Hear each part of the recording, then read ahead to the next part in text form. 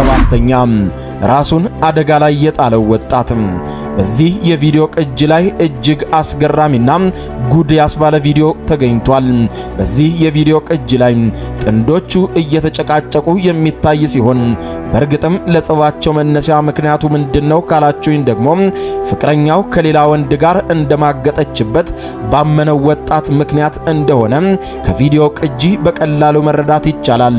ታዲያ በጭቅጭቃቸው መሃል የተፈጠረውን ሁኔታ ለመሸሽና ከሚገጥመው ውርደትና ቡጢ ለመዳን ከሴቷ ጋር ሲማግጥ የነበረው ወንድ ልብስ እንኳን ሳይለብስ ከነሙታንታው በፎቅ መስታወት በኩል አንሶላ አንጠልጥሎ ለመውረድ የሚሞክር ሲሆን በጭቅጭቃቸው መሃል ሳይታይ ለመውረድ ጥረት ሲያደርግ የነበረው ወጣት ከታች አደጋ ቢደርስበት እንኳን በሚል በማን እንደተጠራ ያልታወቀ የእሳት አደጋ መኪናና ይህንንም ቅሌት በስልካቸው መዝግበው ማስቀረት ፈልገው እየቀረጹ በነበሩ ሰዎች ተከቦ ነበር።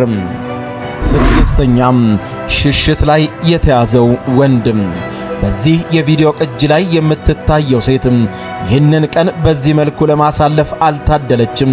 የፍቅረኞችን ቀን በፍቅር ከፍቅር አጋሯ ጋር የገዛ ፍቅረኛዋ በዚሁ የፍቅር ቀን በዚሁ ዕለት ሌላ ሴት ይዞ ለመሸሽ አየር መንገድ ወረፋ እየጠበቀ ይዘዋለች።